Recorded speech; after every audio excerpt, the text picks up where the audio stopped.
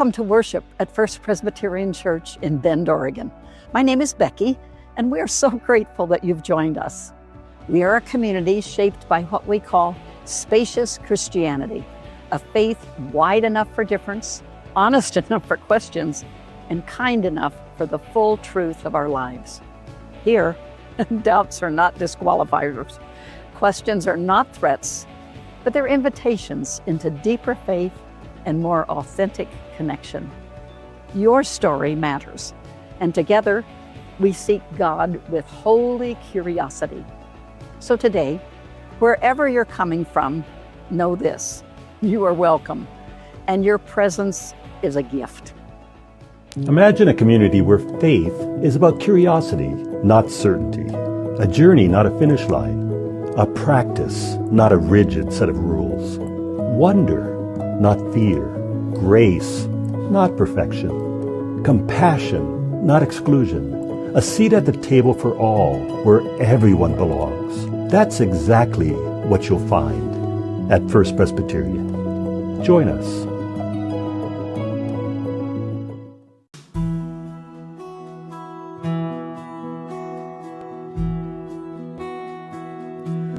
Slow me down, oh Lord, slow me down.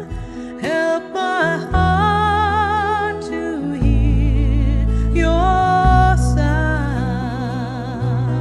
Speak into my life, Lord, speak now. Slow me down, oh Lord, slow me down. Slow me down, oh Lord, slow me down. Help my heart to hear your sound.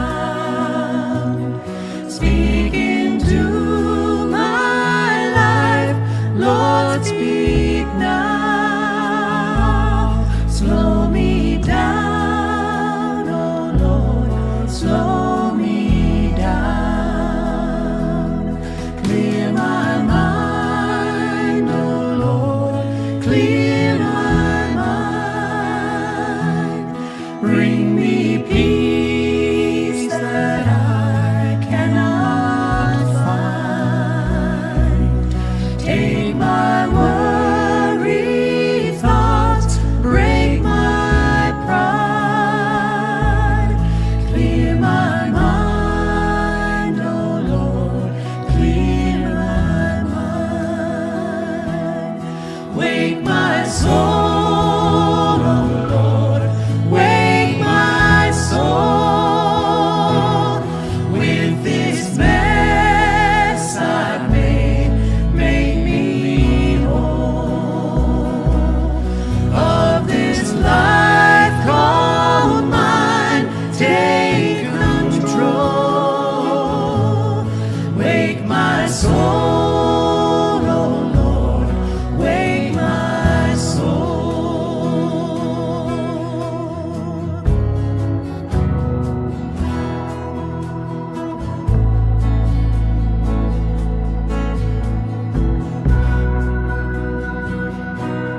Slow me down, oh Lord, slow me down. Help my heart to hear your sound. Speak into my life, Lord, speak now. Slow me down, oh Lord, slow me down. Slow me down, oh Lord, slow me down. Slow me down, oh Lord, slow me down.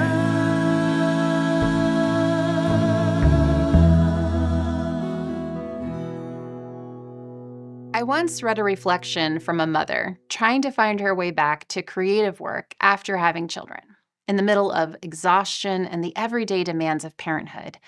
And she wrote, "The act of creation often signals the end of creativity." And I've been reflecting on that recently because over the years, I've heard many mothers talk about this feeling of losing their creative expression for a variety of reasons once they have kids.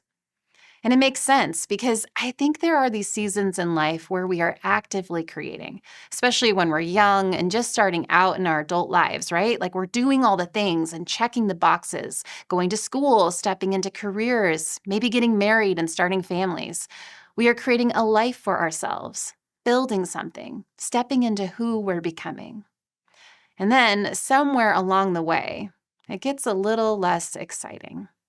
Life fills up with responsibility, with routines, with the quiet weight of just showing up every day. And it can start to feel less like creating and more like maintaining. Like we're just going through the motions. Like we spent all this time building a life, and now we're just trying to keep up with it. I have a feeling I'm not the only one who has felt this, and especially as a mom to 3 kids, I can relate to what that mother was talking about, this feeling that you've run out of space for anything creative in your life. And those early years of raising young children were a blur. A beautiful blur, no doubt. Motherhood changed my life in ways I never knew were possible, cracked me open and expanded my understanding of love and heartache and what surrender really looks like. But it's also exhausting, repetitive, and all-consuming. It's easy to lose yourself or parts of yourself in it. And I don't think this only happens within the context of motherhood. It's just that life itself can wear you down. I think a lot of us know what it feels like to live in maintenance mode. We go to work, pay the bills, take care of what's in front of us until we fall into bed and do it all over again the next day.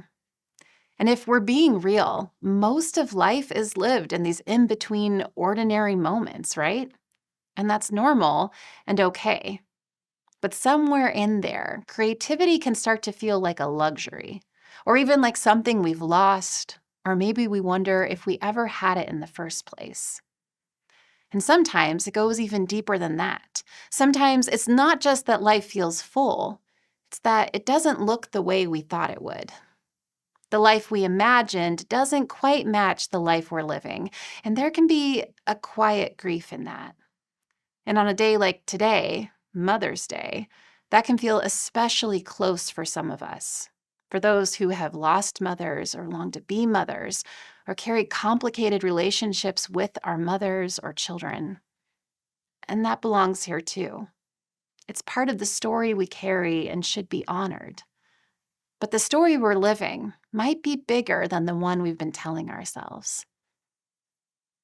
You know, when you look at the creation narrative in Genesis, God doesn't just create the world, then step back and say, "Okay, humans, the fun part is over. Now you manage it."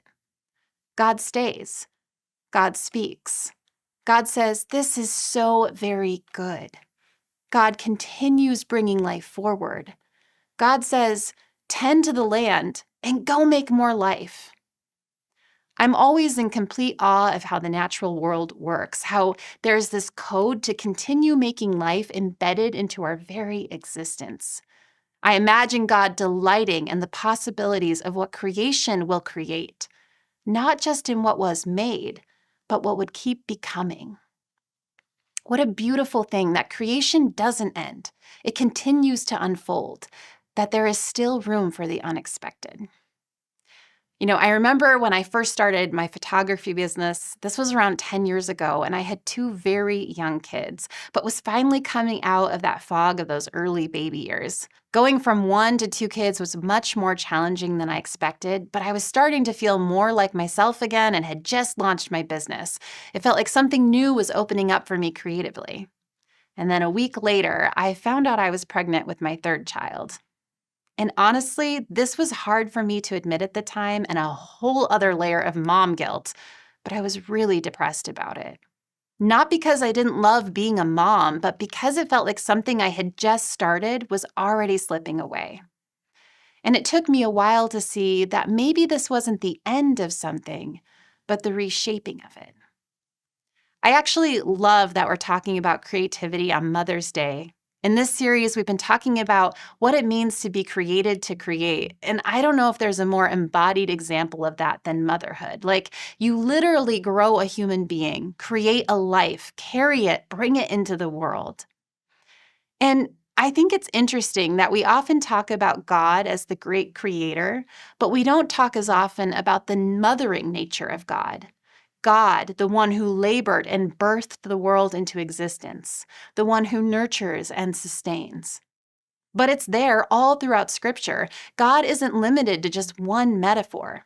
God is Father, yes, but also a mother who labors, nurtures, feeds, and fiercely gathers her loved ones. We read some of this imagery in passages like Isaiah 66, which says, "As a mother comforts her child, so I will comfort you." And in Deuteronomy, God is described as the one who birthed God's people. And again, in Isaiah, we read how God cries out like a woman in labor. Even Jesus uses maternal language in Matthew, saying how he longs to gather people like a mother hen gathers her chicks beneath her wings. So, if we are made in the image of this creating, birthing, nurturing God, then creativity isn't optional to who we are. This ability to bring new life into being, it's our birthright. It's an integral part of our design. But maybe we've defined creativity too narrowly. Because creativity isn't just making art or beautiful things to look at. It's how we shape our days, how we respond to what's needed, how we improvise in love. It's turning a hard moment into connection. It's the ability to make meaning in ordinary moments. In fact, one of my favorite things about being a mom is how you can take a regular Tuesday afternoon and turn it into something special. And as parents especially, we're given this profound opportunity to create our children's days while they're living at home in our care. It can be brutally exhausting work. You constantly wonder if you're doing anything right and hope your children might need less therapy than you have from your own childhood. But it is some of the most important work we will ever do. You know, I think it was Mother Teresa who said, "If you want to change the world, go home and love your family." And that can feel almost too simple, right? Because it's easy to look around and see the big, visible, impactful things people are doing and feel a little unimportant as you're picking up Cheerios off the floor, changing diapers, diffusing tantrums, and just trying to keep your kids alive. But I actually think we don't talk enough about the work of parenting as a kind of quiet, daily formation, maybe even a kind of activism in its own right, shaping people who will go out into the world and shape others. And if you want to talk about creativity, anyone who has had a 3-year-old meltdown in the grocery store knows the level of creativity it takes to navigate that moment. It's not flashy. It's not glamorous. You don't get applause or hardly even noticed for most of it. You don't always produce something tangible and easy to show. It's not something you can hang in a gallery and put on display. But I would argue that some of the most profound creative work that is done never hangs on a wall. It lives in people. Which makes me think of this line in the book of Ephesians where it says that we are God's handiwork. The Greek word translated as handiwork here is poema. It's where we get the word poem. It implies a level of artistry, something made, something crafted. So you could say, we are God's poem. And I love that because poems don't rush to get to the point. They unfold line by line. There's space in them to breathe, mystery. They don't always follow a predictable structure, and they're not forced into perfection. They take shape over time, and sometimes they surprise you. And I wonder if our lives are a little like that too, formed, intentional, not always predictable, still unfolding. And maybe creativity isn't just about what we produce. Maybe it's about what we are tending, how we show up each day and invite imagination into our lives as they unfold before us. Or as music producer and author Rick Rubin summarizes it, creativity is not a thing you do. It's a way of being. Because for a lot of us, creativity doesn't disappear. it just changes shape. It becomes quieter, more woven into the fabric of our days. I want to share with you a short video clip from a conversation I had with an artist and mother, Jen McCaffrey, because she puts words to that shift so beautifully as it relates to before and after she had children. My creativity shifted significantly when I started playing with art and creativity with my kids. And I think prior to that, I was really interested in painting technically. Like I wanted to make a tree look like a really good tree and get all the values right and the shapes right and all the things that make up a tree. And now I'm much more interested in what really sings to people because I see how my kids create and how my kids respond. And it's so pure, it's so intuitive. They can appreciate like technical art also and look at something and say, wow, that's a really great tree. But they're much more alive when they see that I've painted a unicorn. They're like the epicenter of what's beautiful and joyful in my life. And so if I can be inspired in my mothering and then take that inspiration, I feel like half the work is already done during the day as I'm living my life with them. As I've dedicated more time to creating, I've gone away from being concerned with being a good technician to making things that really make me feel alive and that I love looking at. And that could be a combination of colors I'm obsessed with and making that into an abstract, or it could be playing with animal shapes or different things that I actually like and want to see. There's a lot of joy that you can get out of doing something really well, but I find more joy in making something that I want to look at every day, and it's rarely technically perfect. So I think that if I could go back and talk to myself, 10 years ago, I would say don't worry so much about whether or not your rendering skills are perfect. They don't need to be to make something that you love. There's so much I love in that clip. The shift from trying to make something perfect to making something that actually makes you feel alive. The realization that maybe creativity was never gone, it just changed shape, and how her children actually taught her how to be more free while engaging in her creative practice.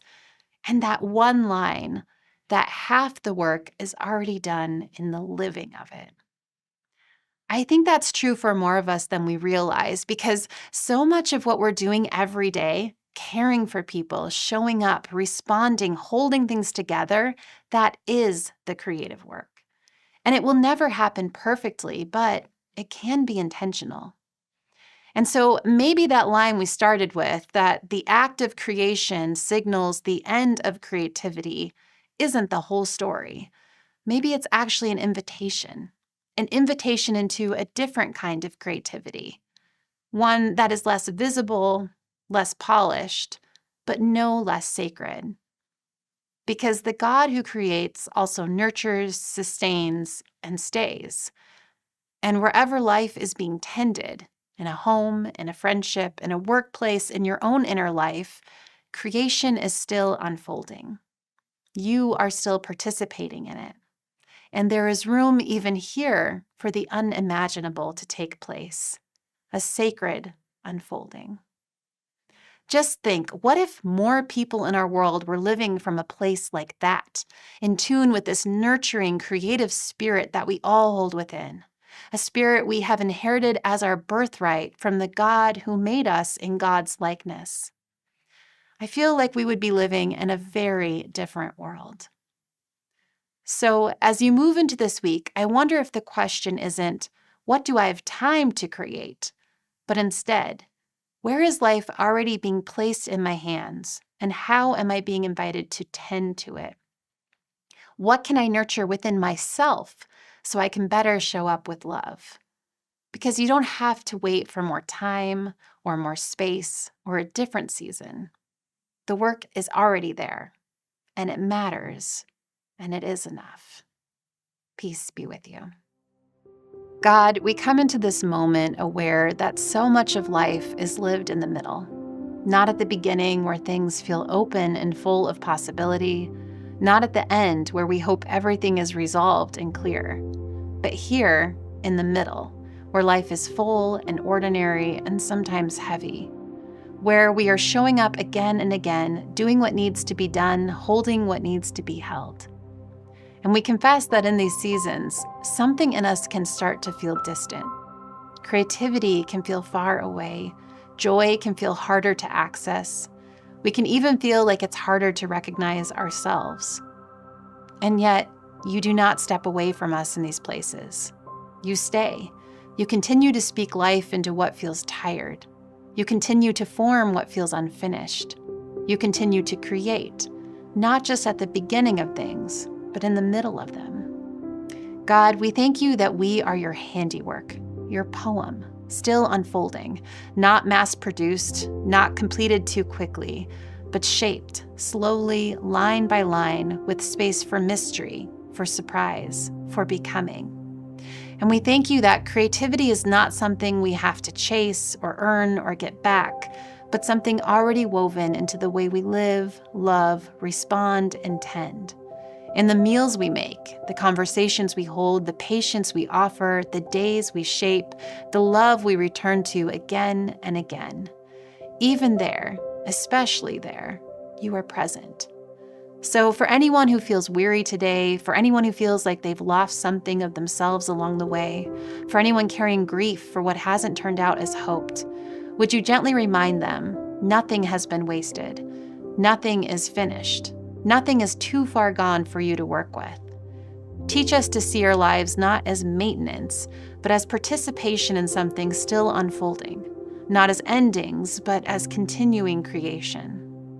And give us eyes to notice it, the unexpected beauty, the quiet joy, the life that keeps showing up in ways we didn't plan for, but somehow still need. We trust you with what is unfinished in us. We trust you with what is ordinary in us. We trust you with what is still becoming. Amen.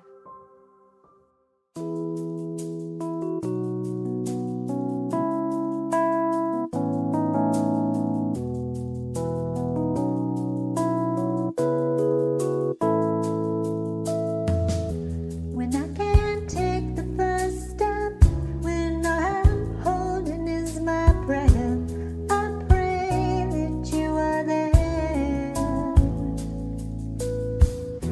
When I can't seem to forget, when I can't see the morning light yet, I pray that you are there.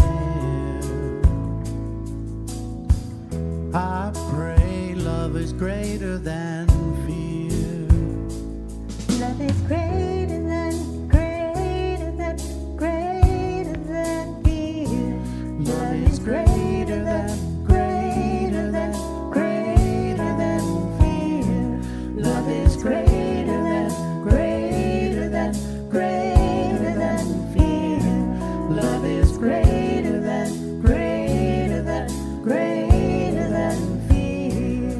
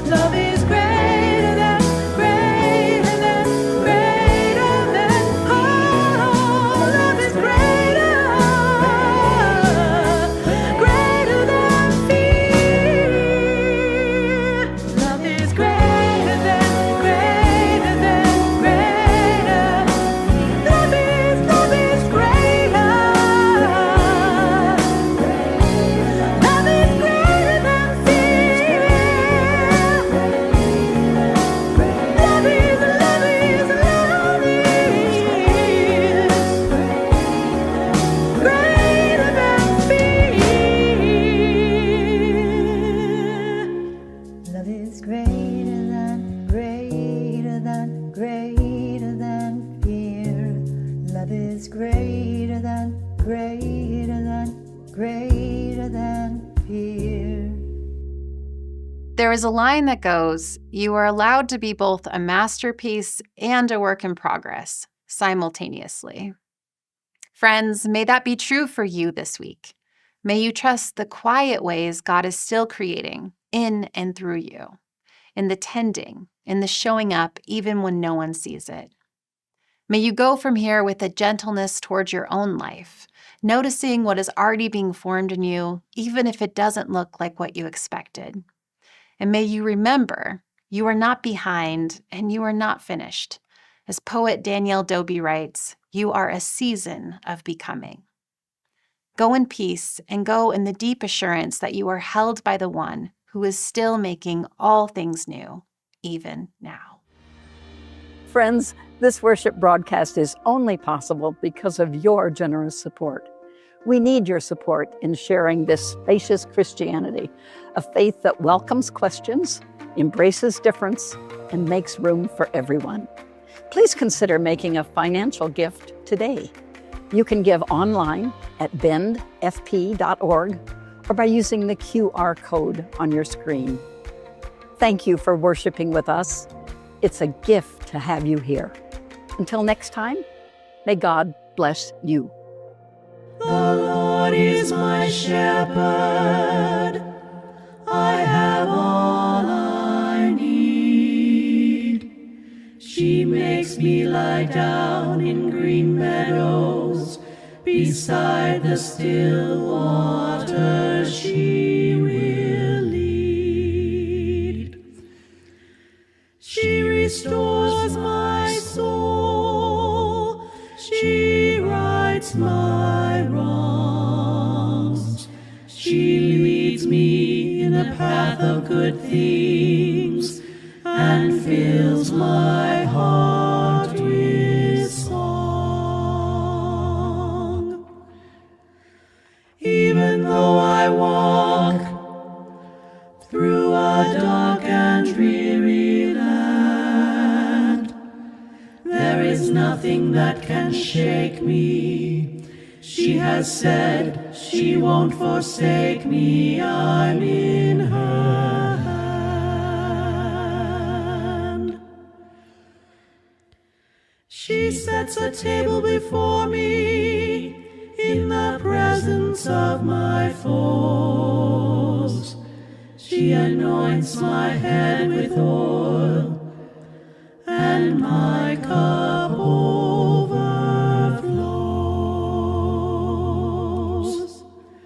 Surely goodness and kindness will follow me all the days of my life, and I will live in her house forever, forever and ever.